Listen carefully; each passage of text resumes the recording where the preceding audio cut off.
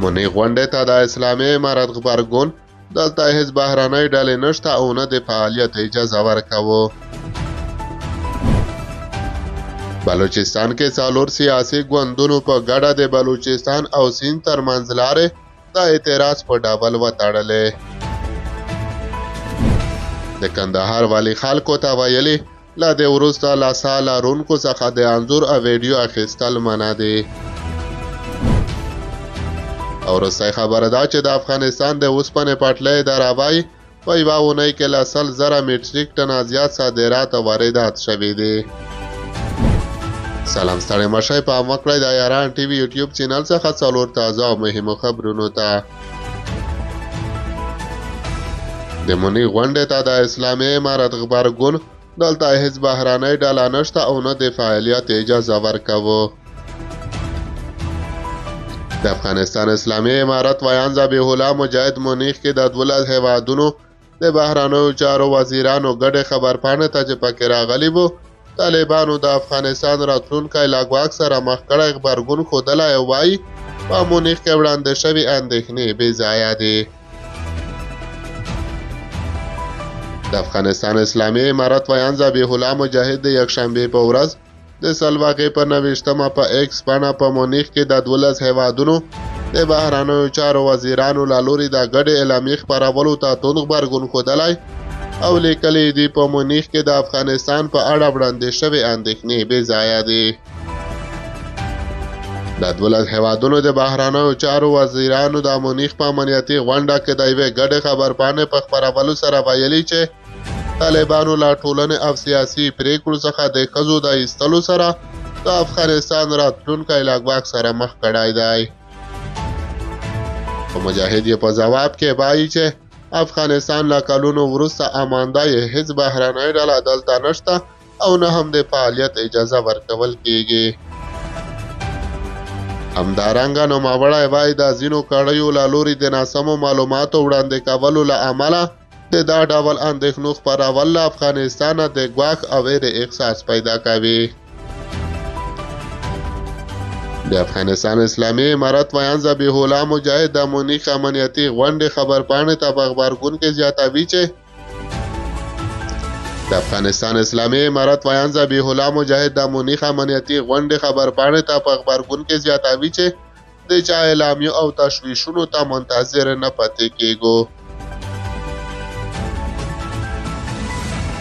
د یادولې وړ ده چې د البانیا، انډورا، بلجیم، بلغاریا، کاناډا، فرانسې، جرمني، کوسو، لیختنشټاین، منګولیا، هالند او رومانیا د بهرنیو چارو وزیرانو د مونیخ د امنیتي غونډې په 2مه ورځ په یوه ګډه خبرپاڼه کې د طالبانو لخوا د ښځو څنډو تقابلو او د جنسیت پر بنسټ سیستماتیکه ځورونه وغندله او ویل چې طالبان په نړۍ کې د بشري حقونو د تر ټولو ناوړه او تر ټولو ډاروونکي وضعیت مسؤل دي.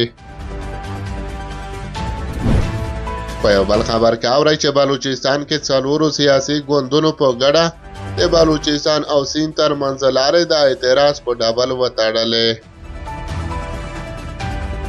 د بلوچستان ځایي خبریالان وایي په دغه ایالت کې ځایي څلورو سیاسي ګوندونو د فبرورۍ په 8مه په ټاکنو کې د درغلیو او لاسوهنې په اعتراض کې د بلوچستان او سیند ایالتونو ترمنځ لویې لارې د تګ راتګ پر مخ تړلې دي.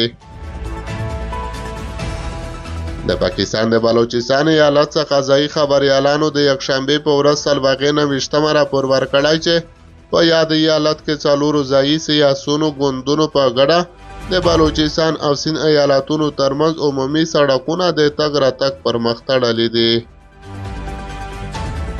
د دوی ځایي سیاسي ګوندونو دغه سړکونه د فبرورۍ په 8مه په ټاکنو کې د پراخو درغلیو او لاسوهنو په اعتراض کې بند کړي دي. د ځایي خبریالانو د معلوماتو له مخې د یکشنبې له سهار راهیسې د کراچۍ او کوټې او چمن ترمنځ سلګونه بار وړونکي او مسافر وړونکي موټرونه درول شوي او د اعتراض کوونکو له لوري د تګ راتګ اجازه نه ورکول کیږي.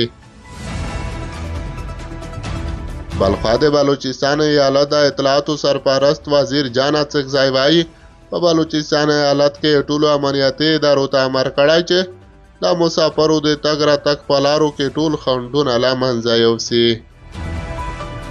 دا په داسې حال کې ده چې د پاکستان په ټول ټاکنو کې د درغلیو د ادعاو په اعتراض د کوټې او چمن په ګډون د پاکستان په بېلابېلو ښارونو کې لاریونونه او پرلاتونه دوام لري. په یو بل خبر کې اورئ چې د کندهار والي خلکو ته ویلي له دې وروسته له سا لرونکو څخه د انځور او ویډیو اخیستل منع دي.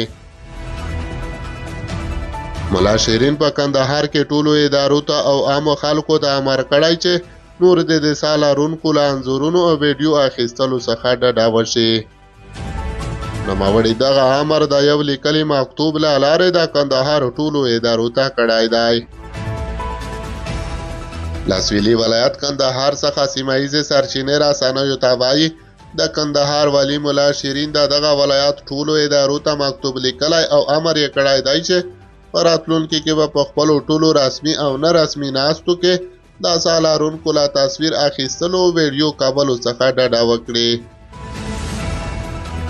د کندهار والي ملا شیرین چې د سولې د مذاکراتي ډلې غړی او د اسلامي امارت د مشر ملا هیبت الله اخوندزاده له نږدې کسانو څخه دی د دغه ولایت ټولو ادارو ته په لیکل شوي مکتوب کې ویلي چې د انځور او ویډیو اخیستلو زیان له ګټې څخه ډیر دی. همدغه راز په دغه مکتوب کې ټولو ادارو ته امر شوی چې د خپلو فعالیتونو راپورونه په لیکلي او غږیزه بڼه خپاره کړي. او وروستۍ خبره ده چې د افغانستان اوسپنې پټلۍ د رابعې په یوه اونۍ کې له 100,000 میټریک ټنه زیات صادرات او واردات شوي دي.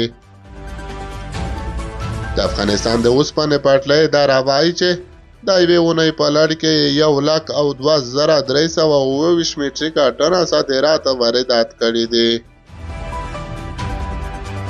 یاده اداره وایي چې دغه صادرات او واردات یې د 1402 کال د سلواغې له 20 تر 26 نیټې پورې کړي دي. د افغانستان د اوسپنې پټلۍ د رابعې چې د حیرتان بندر د اوسپنې پټلۍ له لارې 84,401 ټنه، د کینی بندر د اوسپنې پټلۍ له لارې 6,119 ټنه او د تورغونډۍ بندر د اوسپنې پټلۍ له لارې 8,730 ټنه توکي لیږدول شوي.